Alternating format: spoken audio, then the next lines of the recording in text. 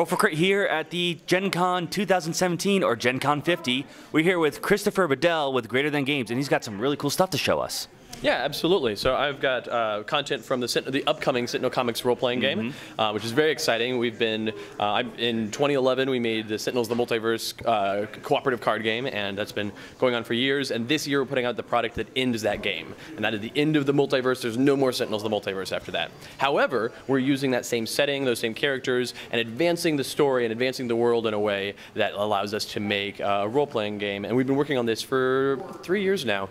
And now at this show, we're previewing a starter kit that we're pre-ordering at this show that people will be able to pick up now and in the next couple months, and we'll be shipping it out to people in the next couple months, and it's very exciting. So I've got a couple pieces of that to show off, and then anything else you guys want to talk about. All right, well, let's start off with some of the pieces you have to show. Sure. So with the Sentinel Comics role-playing game, the starter kit is going to come with 13 of these booklets. It's going to come with a booklet that's labeled the Gameplay Guide, and that is the starting booklet. But then there will be 6 other there's two types of booklets, 6 of each. 6 characters. So this is an entire booklet that this character, this is the hero Wraith, and in Wraith's booklet, you've got her character sheet. And this is her character sheet. It shows what she does and how she does it. Great. But this booklet says, like, here's all the things you're seeing here.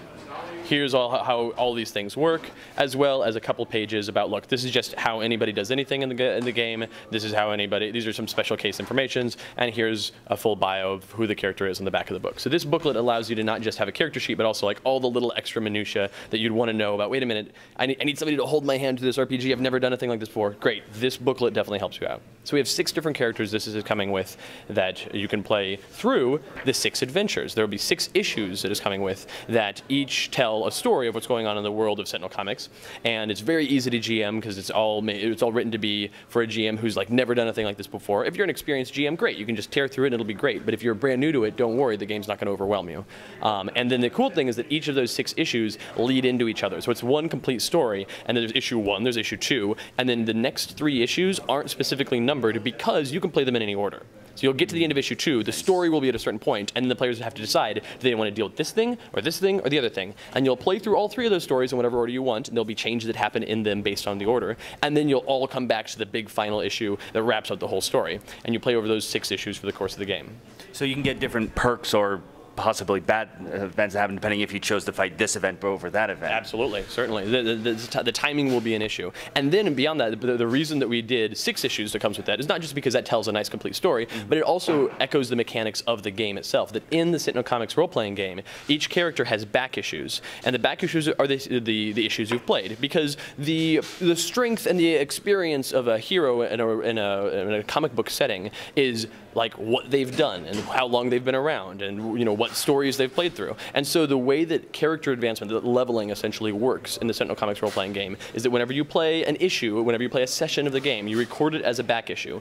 And when you have 6 back issues, you remove all those 6 back issues and you collect them into a collected trade, a collection, and that is an advancement for you, essentially. That's pretty good. You make sure that you want to be that hero who always appears a lot. Exactly, exactly. And so the strength of your character, you're not going to be like, oh, I'm level 6. No. These are the different collections you've been in, and you can call on those collections to be in a story. You're in a situation, you're like, oh, right, that reminds me of my backstory in Mystery Comics Volume 1, in which this and this happened, and then that is a thing that happens in the game, making the players equal storytellers to the GM in this Sentinel Comics role-playing game. Which makes perfect sense, because, I mean, if you read a lot of especially the older comics, it's sort of like, they have every issue, oh no, it's the spider crawling over the wall. Like, why are you saying what you're seeing? It's just... Right. Well, and then you have like editor's note, see issue 365 in which spiders crawled over the wall. Oh yeah, that thing, right. So, yeah. For people who played Sentinels of the Multiverse before, yeah, they're out there. This almost feels like kind of what the universe has been building up to this whole time in a way. The art, because you've always had that backstory, the pieces of lore in there. How did you find that transition to a role-playing game? Was it just super easy because you kind of had a lot of those pieces laid out, or like what were the challenges involved in that? Sure. Well, because we came from that rich story into the world of this card game, people have given us a lot of hard times. We've gotten a lot of praise for it, and people like like it, but also we've gotten a lot of hard times. People are like, why did you put so much work into a dumb card game? And, like, you put tons of pages of backstory, and like you talk about there's all this depth to it. And actually, just earlier this year, we started a podcast. Specifically, each episode of the podcast goes over the lore and the entire history of one character, and we talk for 90 minutes a week about like these super in-depth stories. And people are like, okay, this is a dumb card game. Why do you have all this for your card game? And it's like, well, because we want it. Because Adam, the artist for the game, and I, when we co-created the system and co-created the world, we wanted to have that rich depth to the stories, to the characters, and all that. And so when it was time to make it an RPG, it's like, well, yeah, but we'll need like backstories and things. We have all that. Or we need like, you know, in-depth adventures for them to go on. That exists. Like, part of the thing is we could have made the RPG, set the RPG in the same era as the card game because all that stuff already exists. But that's too easy. We wanted to make sure that we kept advancing the world of Sentinel Comics. So essentially, the final expansion for Sentinels: The Multiverse, the card game, is Oblivion. And Oblivion is there's actually a big Oblivion poster right behind you. And the Oblivion is the end of the multiverse. And it's not just the end of the multiverse, meaning it's the end of this card game. It's also the end of the multiverse in that Oblivion destroys the multiverse. There are no longer these like alternate branching realities, or rather there's no way to access them post-Oblivion. So we now have a new era in the world of Sentinel Comics where things are different and the heroes have some changes and there's new villains and there's old villains and there's new threats and the world has changed. And so if you've never played or never heard of the Sentinels Multiverse card game and you want to get into this, great, fine. Everything is right there for you, you're going to pick it up. If you are super into the world of Sentinels Multiverse and you know all of the things, great. There is even more for you to unlock here. And everything in between is totally kosher. So no, I mean that definitely makes perfect sense because it gives the new player, they don't feel guilty for maybe not being able to see everything yet. Right. But the veteran players, you know, they can go into this and actually, because it's rebooted, so to speak. Right. They can actually take maybe something interesting they've seen the characters do, or maybe say a quote and maybe take a twist on that. Right. Yeah. Absolutely. Like if taking a different character, if a character, you know, were rivals at one point, maybe do something different, and then somehow they're friends with that person or something. Sure, yeah, and there are some heroes and villains and environments that are no longer around that, for whatever reason, are gone, and then there's some brand new ones of all three of those things. So you're saying no T-Rexes?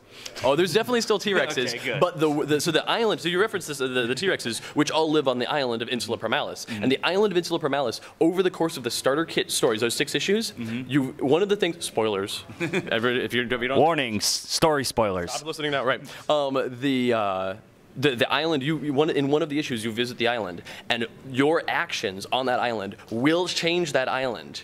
And something will happen, depending on what the heroes do. And then in the world, because the preview kit, the starter kit, essentially happens before the beginning of the canon of the RPG. And in that canon, the island of Insula Primalis is somewhat different. There are new things going on there. So there's T-Rexes, but they might be at odds with other things that are going on in that island now. So things are changing. Things are changing. And there's also heroes that are changing. There are some heroes that are gone, that are just that are not a part of the world of Sentinel Comics anymore because they didn't survive Oblivion, and that is a part of the truth of the story. So. And this is a brand new system, is that correct? That is correct, yeah. It was developed between myself and the fine folks at Critical Hit Studio, which the people there are Cam Banks, Dave Chalker, and Philippe Maynard. They're all fantastic RPG designers and creators who have been an important part of that industry for many years, and they came to me years ago, specifically Cam Banks came to me years ago and was like, hey, here's the deal. You've got this amazing, rich superhero world. I like making superhero RPGs. I want to do something with this world. And I was like, okay, cool. I obviously would love an RPG out of this because like that's how we got started, was writing essentially a role-playing game condensed down into cards. But I don't want to just like make a one-shot like here's a book, you can play it, great, fine. I want to do stuff with it. I want to do things of this depth and with this much like ambition because there's so much world there. I want to use it all. And he's like, okay, let's see what we can do. And now here we are 3 or something years later, and yeah, it's gonna be exciting. I mean, it definitely sounds awesome because I think as a more beginner GM and DM compared to Jonathan, the idea of giving something that where I actually can already have, there are two or three choices out. Yeah. And now you guys got to decide. It gives you a chance to see how that works out, and which in a really great way. Which I know a lot of people who are definitely probably love. That's what they like about role playing when you're choices really make a difference. Yeah, absolutely. The system's also super easy to play because if you don't mind, I'm going to dig it a little bit into the mechanics here. Great. So when you're a player in this game, each hero has on their character sheet, you've got some powers and some qualities and your status. And your status is where we get the name of the system. Like I said, it's a brand new system. And you have, when you're in the green zone, you're doing really well. But then as you get pushed to the yellow zone, you've taken some damage or some stress. The red zone, you're in bad shape. And then out, you've been incapacitated in some way. And so we have the gyro system. G-Y-R. Oh, green, yellow, red, out. But since this is a game about comic book heroes, you might call it the Euro system or the superhero system.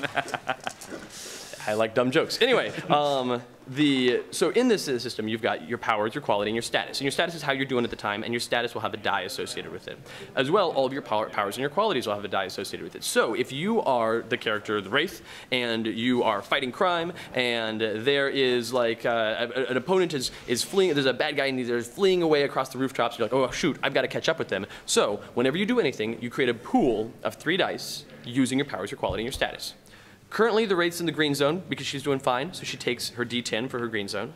And additionally, she's going to use her power of agility because she's going to be like jumping from rooftop to rooftop. She's like, I'm going to catch up with this guy. I'm going to use my power of agility. And that says a D8 next to it, so we grab a D8. And I'm going to use my quality of, you know what? I could use fitness if I was going to try to keep up with him, but I'm actually going to use stealth because I want to follow this guy and I don't want him to know that I'm right on his tail. I'm going to be going from rooftop to rooftop silently. And so my stealth has a D10 associated. I take those 3 dice.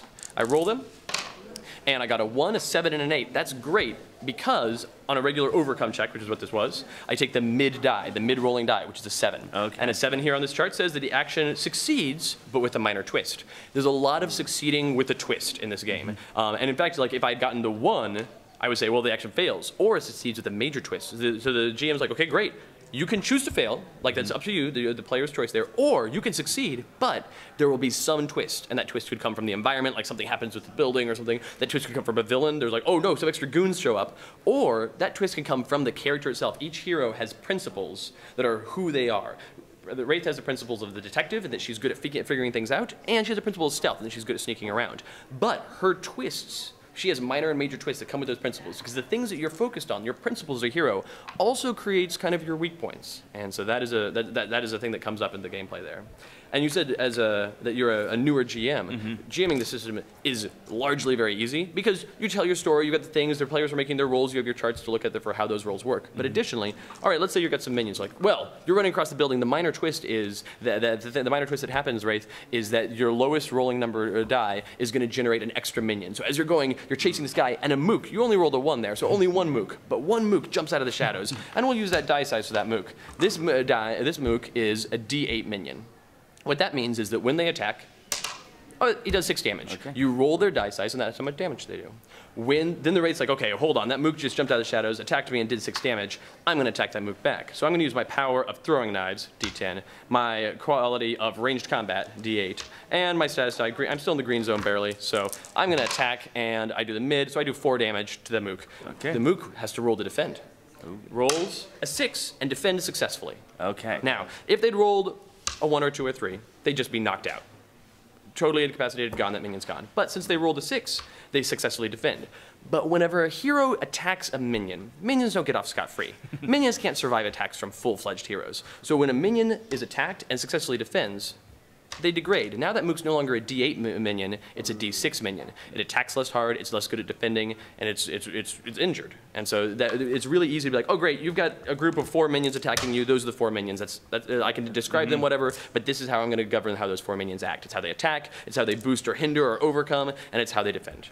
That's definitely great with helping the players to feel at least they got something out of it, as well as get that feeling of a hero, because usually they still do something. Right, like a hero attacks a minion, that minion manages to get its shield up last moment and gets blasted into a wall and gets another little shakier now. Right. Right, yeah. You didn't knock out the hero in 1 hit, or the minion in 1 hit, but you're still a superhero, let's be real. It's very logical, the system, the way the dice works, it sounds. I like that. Excellent, thank you. Logic and rationality. And presumably you'll be able to create your own characters too, right? Absolutely. The starter kit doesn't have any of that stuff in it. The starter kit is just like, here are 6 canonical characters from the world of Sentinel Comics and these 6 adventures to play through. Because we want to keep the character creation for the core game. The core rulebook, which we're going to be kickstarting early next year, and that is going to have all the character creation stuff. And the character creation is extremely important to us. When we first started talking with Cam and the rest of the Critical Hits crew, they were like, okay, great, we can translate all of these Sentinels, the Multiverse characters, into RPG characters. I'm like, cool, fine, great. That's great.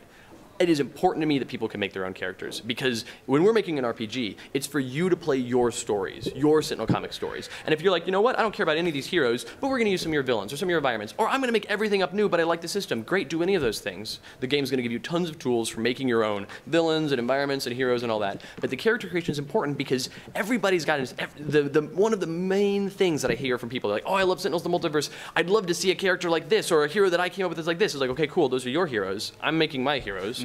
But now we're into this era of the RPG. You're making your heroes. The Sentinel Comics RPG is about your heroes playing through the world of Sentinel Comics. And part of the thing that's really cool for us there is that Adam and I have been working on a bunch of stories that are going to be adventures you play through. And you can play through those adventures as Wraith, or as Legacy, or as Hawker, or any of the characters from the world of Sentinel Comics. But you can also play through those characters, those stories, as your characters. And that's even more important to me. It's like, now it's your turn to defend the world of Sentinel Comics. So will some of these stories actually be, let's say if we went in with our own characters, it'd actually be, the GM would also be controlling a Wraith, like, no, so you are okay. heroes. You guys, the heroes that you make are as important to the world of Sentinel Comics as Wraith. Okay. Equally as important. You're heroes in the world that are fighting the villains and defending the world and defending freedom and all that. That's what you are.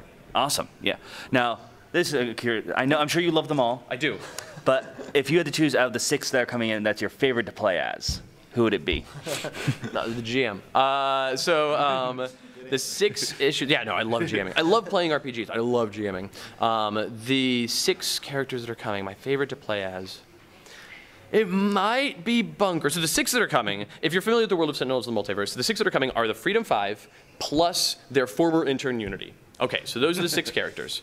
And the hero Bunker is one of the most complicated ones in the RPG, because Bunker has a modular suit and he changes from all these different modes, and that's represented in the character booklet as well, to where you have the different modes you're in. You can change mode, and when you're in a different mode, you have access to a different set of powers and a different set of dice with those powers. And additionally, he has this cool weapon called the Riot Cannon, which is this modular gun that when he's in a different mode, the gun does different things. So like if he's in an operations mode, he's got a regular gun running around doing stuff. But if he's in turret mode, he's like down into a bunker and he's just firing the gun. That's all he's doing. But if he's like in a logistics mode, he would have a gun that he can use to like move stuff around, and the gun is not a weapon at that point. It's a tool, and so that's pretty cool. But now I can actually talk for an equal length about any one of those characters. They're all really cool, and I love the stuff that we've done with the story. So I don't have a favorite. I'm sorry. No, that's fine. I can understand, and that sounds cool, because I mean, thinking back, playing the original Hell with Bunker, how you always played the different, like, play this, and then right. You're seeing that actually appear just as well in the RPG. And that's the thing, is these characters should absolutely be familiar. If people are familiar with the card game, both the story of the card game and also the mechanics of the card game, they'll be like, great, I see the evolution of this, and I see where this came from. But also, things are a little bit different now. And it's true. This is an advancement. It's a bit of a reboot, but it's also a bit of like, okay, this is significantly later in time, and major things have happened. This giant glowy cosmic guy showed up and destroyed like half the world. The world has changed. Comics aren't just going to stay stagnant. There's going to be things that happen. And so being able to reflect that in this world. And then the cool thing for us is we get to put out these adventures that are like, great, we're changing our world more. How are you reacting to that? How is that affecting your heroes in this new changing world of Sentinel Comics? So. Awesome. Well, so we're looking forward to the starter kit later this year. Later this year, and yep. the core will look on Kickstarter, you said, next year. Early next year, yeah. Thanks for watching. For more Gen Con coverage, make sure you like and subscribe to this channel, and follow us on Twitter and Instagram at Roll4Crit. And to keep up to date, you can check out roll4crit.com/GenCon 2017 in order to get the latest, greatest news on Gen Con from Roll4Crit.